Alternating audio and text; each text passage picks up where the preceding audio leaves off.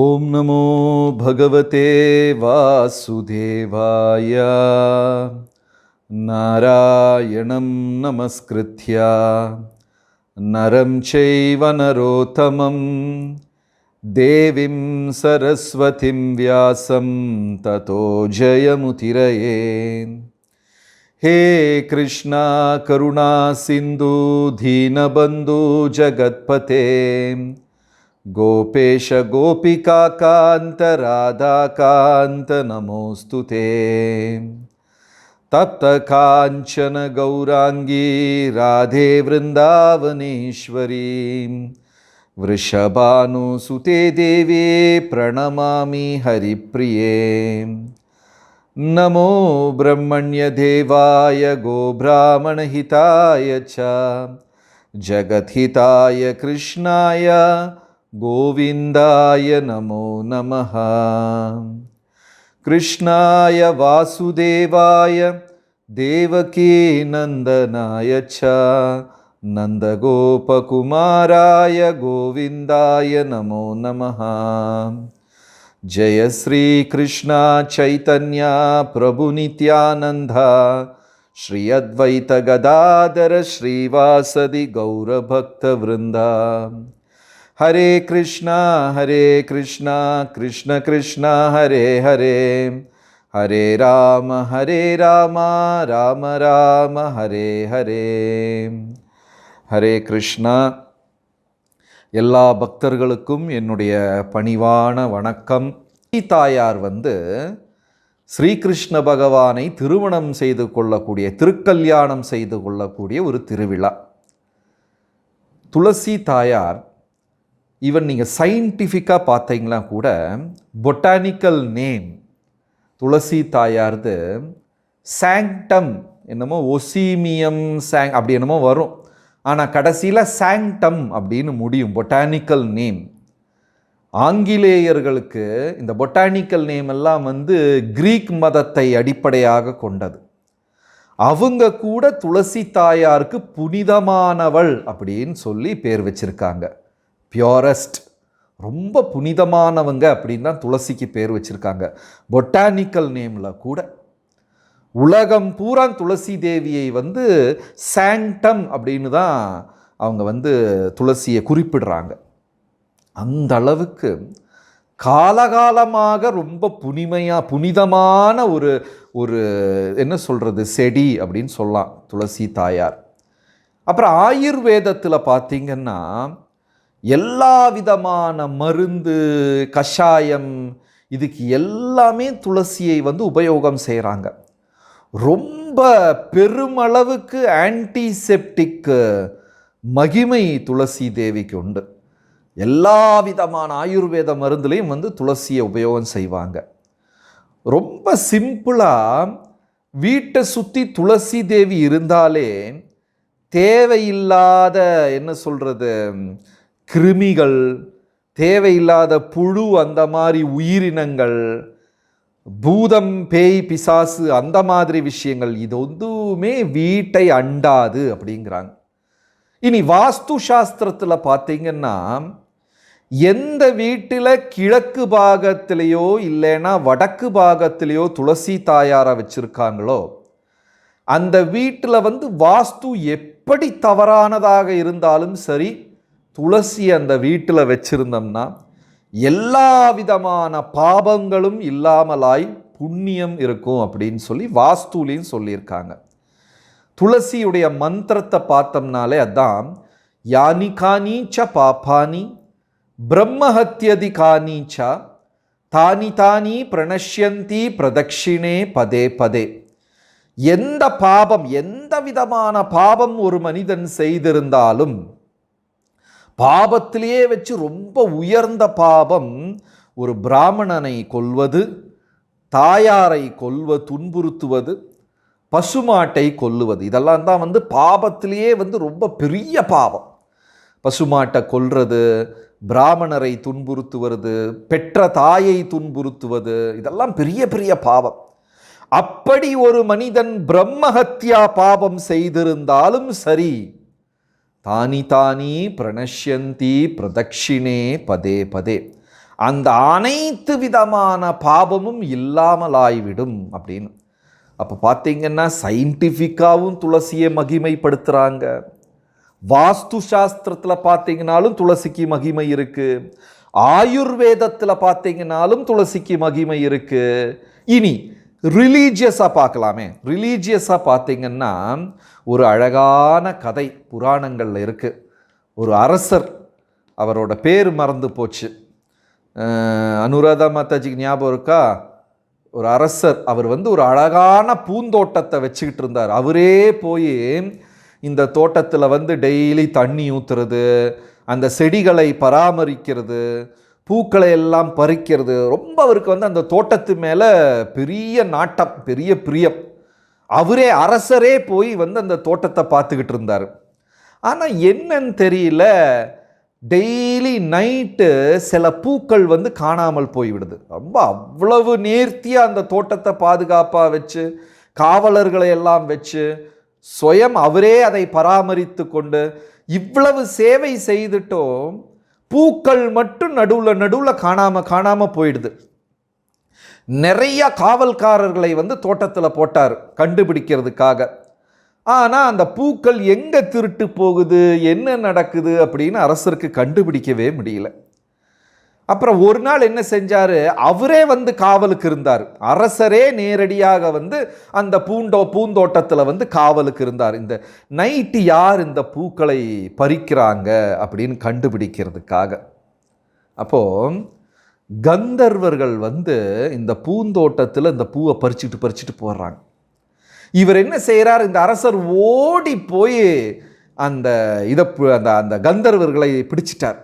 உடனே அவங்க சொன்னாங்க, நாங்கள் கந்தர்வ உலகத்திலிருந்து இந்த பூக்களை பறிச்சுக்கிட்டு இருக்கோம், நீங்கள் எங்களை தொட்டுட்டீங்க, இனி எங்களுக்கு திரும்பி எங்கள் உலகத்தில் போகவே முடியாது அப்படின்னா. இப்போ என்ன பண்ணுறது? அப்போ உங்கள் ஊரில் யாராவது ஏகாதசி விரதம் எடுக்கிறாங்க, யாராவது துளசியை பிரார்த்தனை செய்கிறாங்க, அந்த மாதிரி இருக்கக்கூடியவர்கள் எங்களை தொட்டால் எங்களுக்கு திரும்பி போக முடியும். ஏன்னா எந்த பாவமாக இருந்தாலும் சரி, துளசியை பிரார்த்தனை செய்பவர்கள் அவ்வளவு பவித்திரமான புண்ணியமானவர்கள், சுத்தமானவர்கள். அவங்க தொட்டா எல்லா பாவமுமே போயிடும் அப்படின்னு சொல்லி அந்த கந்தர்வர்கள் சொல்கிறாங்க.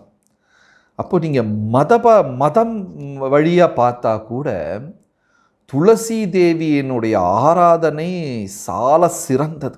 இப்போ நம்ம என்னெல்லாம் பார்த்தோம், சயின்டிஃபிக்காக பார்த்தோம், அப்புறம் ஆயுர்வேதத்தில் பார்த்தோம். துளசிக்கு ரொம்ப முக்கியமாக, நீங்கள் ஆயுர்வேத கடையில் போய் லிஸ்ட்டில் பார்த்தீங்கன்னா மருந்தில் துளசி இருக்காத மருந்தே இருக்காது. எந்த கஷாயம், எந்த மருந்து எடுத்தாலும் அதில் துளசி கண்டிப்பாக இருக்கும். அந்த அளவுக்கு அது ஆன்டிசெப்டிக். சாதாரணமாக இந்த துளசியை சாப்பிட்ற, நம்ம பிரசாதத்தில் தெரியாமல் துளசியை சாப்பிட்டுக்கிட்டு இருக்கோம். நம்ம உடலில் பெரும் இம்யூனிட்டி பவர் இந்த துளசியினால் இருக்க போகுது. அதே மாதிரி வாஸ்து, அதனால தான் வீட்டில் துளசியை வளர்த்துறாங்க. இப்போ உங்களுக்கு வீடு அப்பார்ட்மெண்ட் அப்படியா இருந்தால் சின்ன சட்டியில் கூட துளசியை வளர்த்தலாம். வீட்டில் ஈஸ்ட்லேயோ நார்த்லேயோ துளசியை வச்சுக்கலாம். அந்த வீட்டில் எந்த விதமான பாபமும் நெருங்காது அப்படின்னு சொல்கிறாங்க. மதம், இனி ஆன்மீகமாக பார்க்கலாம். ஆன்மீகமாக நீங்கள் பார்த்தீங்கன்னா நம்ம கிருஷ்ணருடைய உலகத்துக்கு பேரே கோலோக விருந்தாவனம் துளசி தாயாரின் பேரில் தான் இருக்குது. விருந்தா அப்படின்னா அவங்க ஒரு கோபிகை. பகவான் கூட கோலோகத்தில் இருக்கக்கூடிய கோபிகை. பகவானுடைய உலகம் வைகுண்டம், வைகுண்டத்தின் தலைநகரம் கோலோகம். அங்கே பகவான் கூட சேவை செய்யக்கூடிய ஒரு கோபிகை விருந்தாதேவி. அந்த விருந்தாதேவியின் அம்சம்தான் பூமியில் துளசி செடியாக வந்தது. அப்போது அவருடைய உலகத்துக்கே பேர் விருந்தாவனம். அப்படிதான். ஏன்னா விருந்தாவனத்தின் ராணி விருந்தாதேவி, துளசி தேவி தாயார். அவங்க பேரில் தான் அந்த வனமே இருக்குது. விருந்தாவனத்தில் அவங்கள தனிப்பட்ட முறையில் 2 கோயில் ஆராதனை செய்கிறாங்க. இந்த பூமியிலே வச்சு துளசி தாயாருக்கு 2 கோயில். விருந்தாவனத்தில் மட்டும் 1 இதுங்க என்ன சொல்கிறது, நந்தகாவ், நந்தகாவ் அப்படிங்கிற இடத்துல விருந்தாகுண்ட் அப்படிங்கிற இடம். இனி ஒன்று கோகிலவனம் அப்படின்னு சொல்கிற இடம். நீங்கள் எவ்வளோ பேர் போயிருக்கீங்கன்னு தெரியாது. வஜ்ரநாப மகாராஜா கிருஷ்ணனின் பேரப்பிள்ளை, கிருஷ்ண பகவானுடைய மகன் பிரத்யும்னன், பிரத்யும்னனுடைய மகன் அனிருத்தன், அனிருத்தனுடைய மகன் வஜ்ரநாப மகாராஜா. இந்த வஜ்ரநாப மகாராஜா 5000 வருடங்களுக்கு முன்னதாக விருந்தாதேவியை பிரதிஷ்டை பண்ணியிருக்காங்க. எங்க பண்ணியிருக்காங்க? கோகிலவனம், 12 வனங்களில் கோகிலவனம் அப்படின்னு. இந்த 2 கோயில் தான் உலகத்திலேயே விருந்ததேவிக்கான கோயில். இதில் இப்போ இந்த 2 கோயிலை பற்றியும் பார்ப்போம். முதல் கோயில் வந்து விருந்தாகுண்டில் இருக்குது. விருந்தாகுண்ட் அதாவது விருந்தாதேவியின் பேரில் தான். நீங்கள் போனீங்கன்னா இனி விருந்தாவனத்துக்கு கார்த்திகை மாதத்தில் போகணும், இல்லைன்னா கார்த்திகை மாதம் முடியும் போது போகணும். அப்போ தான் விருந்தாவனத்தின் உண்மையான அழகை பார்க்க முடியும். நம்ம இந்த பாகவதத்தில் மற்ற கிரந்தங்கள் புத்தகத்தில் படிக்கக்கூடிய அந்த விருந்தாவனத்தை பார்க்கணும்னா கார்த்திகை மாதத்தில் போகணும். அப்படியே அந்த என்ன சொல்கிறது, காலமெல்லாம் ரொம்ப குளுமையாக இருக்கும். சூரியோதயம் காலையில் 5:45 ஆயிரும். சாத்விகர்கள் சாதுக்கள் இருக்கக்கூடிய புண்ணியமான இடம். யாரோ என் பேர். அப்போது பிருந்தாவனத்தில் காலையில் 5:15 வந்து சூரியோதயம் ஆகிடும். நைட்டு ஏறக்குறைய 6:45. இமயமலைக்கு போனீங்கன்னா பத்ரிநாத்லாம் காலையில் 5 மணிக்கே சூரியோதயம், நைட்டு 8 மணி வரை சூரியன் இருக்கும். பகல் ரொம்ப நீளமாக இருக்கு. அது வந்து அந்த மாதிரி ஊர் வந்து சாத்விகமான ஊர். அப்போ விருந்தாவனம் அப்படித்தான். நாங்கள் ஒரு பொய் சொல்லலை, உண்மையை சொல்கிறோம். ஒரு முறை இந்த விருந்தாகுண்டில் ஒரு மகாராஜ் கூட போயிருந்தோம். காலையில் 5-5:30 மணிக்கே போயிட்டோம். அப்போ மகாராஜ் என்ன பண்ணாருன்னா புத்தகத்தை எடுத்து விருந்தாகுண்டின் மகிமையை படிக்க ஆரம்பித்தார். மைக்கெல்லாம் வச்சுருக்கோம், சின்ன மைக்கெல்லாம் வச்சு படிக்க ஆரம்பித்தார். ஆனால் அந்த புத்தக படிப்பை நிறுத்த வேண்டி வந்தது. ஏன்னா அந்த சூரிய உதயமான உடனே 300-400 பச்சைக்கிளி அந்த மரத்தில் இருந்து அவ்வளவு சத்தம் பண்ணிச்சு. எங்களுக்கு கிளாஸ் நிறுத்த வேண்டி வந்தது. எங்களுக்கு மைக் இருக்குது, ஆனால் பச்சைக்கிளிக்கு மைக்கு கிடையாது. இருந்தாலும் அந்த 300 கிளிகள் சேர்ந்து அந்த அளவுக்கு சத்தம், கிளாஸே நிறுத்த வேண்டி வந்தது. அழகான கதை. விருந்தாதேவி தான் விருந்தாவனத்தின் அரசி. இவங்களுடைய சேவை என்னன்னா, டெய்லி இந்த 12 வனத்தையும் சுற்றி எந்த வனம் ரொம்ப அழகான வனம் அப்படின்னு கண்டுபிடிச்சு வந்து பகவானுடைய ராதாராணியினுடைய லீலைக்காக அந்த வனத்தை தயார் செய்வது. இதுதான் விருந்தாவதேவியுடைய வேலையே. அப்போ காலையில் அந்த அவங்களுக்கு வந்து மெயினாக 2 கிளி இருக்கும் அசிஸ்டண்ட். அதில் ஒரு கிளி வந்து சுகமுனிவர் கேட்டிருக்கீங்களா? ஸ்ரீ சுகமுனிவர், அவர் ஆண் கிளி. பெண் கிளி வந்து சரிகா, ஸ்ரீ சரிகா. இந்த 2 கிளிகள், ஆண் கிளியும் பெண் கிளியும். இதுக்கு கீழே வந்து 100 கணக்கில் 1000 கணக்கில் கிளிகள். இவங்கெல்லாம் இந்த 12 வனத்துக்கும் டெய்லி போவாங்க. போயிட்டு வந்துட்டு ரிப்போர்ட் கொடுப்பாங்க, எந்த வனம் அழகான வனம் அப்படின்னு. அப்போது ஸ்ரீ சுகம் ஆண் கிளி, ஸ்ரீ சரிகா பெண் கிளி, இந்த 2 கிளியும் வந்து விருந்தாதேவி கிட்ட சொல்லுவாங்க, நாங்கள் முடிவு செய்த வனம் தான் ரொம்ப முக்கியமான வனம் அப்படின்னு சொல்லி பேசுவாங்க. எப்படி? இன்னைக்கு மதுவனத்துக்கு போயிருந்தோம் நாங்கள். அங்கே இந்த மாமரமெல்லாம் பூத்து குலுங்குது, மாம்பழமெல்லாம் பழுத்திருக்கு. இந்த மாம்பழத்துக்கு வந்து ஸ்கின்னும் கிடையாது, உள்ள வந்து சீடும் கிடையாது. அப்படி ஒரு மாம்பழம். இதை போய் இன்னைக்கு இந்த காலத்தில் இளைஞர்கள்கிட்ட சொன்னால், நீங்கள் சாமியார்களுக்கு இப்படி கதை சொல்கிறதே பொழப்பா போச்சு, எதையாவது பொய் சொல்லிக்கிட்டே இருக்க வேண்டியது, நம்ப மாட்டாங்க. அந்த மாம்பழத்துக்கு வந்து தோலும் கிடையாது, உள்ள விதையும் கிடையாது, அவ்வளவு இனிமையான மாம்பழம் அப்படின்னு நம்ப மாட்டாங்க. ஆனால் இன்னைக்கு சயின்டிஃபிக்காக புதுசாக ரெயின்போ ரைஸ் கண்டுபிடிச்சிருக்கிறாங்க. ரெயின்போ ரைஸ் நீங்கள் சாப்பிடலன்னா நீ கடையில் வாங்கி சாப்பிடுங்க. அந்த அரிசி சாதாரணமாக அரிசி நெல் மணி வெள்ளையாக இருக்கும், லைட் எல்லோ ஷேடில் இருக்கும். நேபாள் போனீங்கன்னா பிளாக் ரைஸ் கிடைக்கும். நீங்கள் பிளாக் ரைஸ் சாப்பிட்ருக்கீங்களான்னு தெரியல. சாரு ரூப பிரபு பிளாக் ரைஸ் சாப்பிட்ருக்கீங்களா? இல்லை. ஆனால் நேபாளெலாம் போனால் பிளாக் ரைஸ் கிடைக்கும். அது ரியலி பிளாக் கலர். நான் நினச்சேன் சட்டியில் போட்டு கரிச்சிட்டாங்கன்னு நினச்சேன். அப்புறம் தான் சொன்னாங்க அது கரிக்கல, அதோட கலரே அப்படி பிளாக் ரைஸ். இப்போ புதுசாக ரைஸு ரெயின்போ கலரில் உங்களுக்கு 7 கலர்ஸும் பார்க்கலாம் பேட்டர்னாக. லேபில் ஏதோ பண்ணி ப்ரொடியூஸ் பண்ணுறாங்க, ஜெனட்டிக்கலி மாடிஃபை பண்ணி ப்ரொடியூஸ் பண்ணுறாங்க. ஆனால் அதை நம்புகிறோம். ஐயோ அது சயின்டிஃபிக்காக ப்ரூவ் பண்ணது, இந்த அரிசி வாங்கி சாப்பிட்டோன்னா நமக்கு 2 கொம்பு வந்துடும், பேக்கில் 2 ரக்கை வந்துடும், அதை நம்ப தயார். ஆனால் புராணங்கள் பாகவதத்துக்கு விதையும் மாமரத்துக்கு விதை, மாம்பழத்துக்கு விதையும் இல்லை, அதுக்கு மேலே ஸ்கின்னும் இல்லை அப்படின்னு சொன்னால் நம்ப முடியல.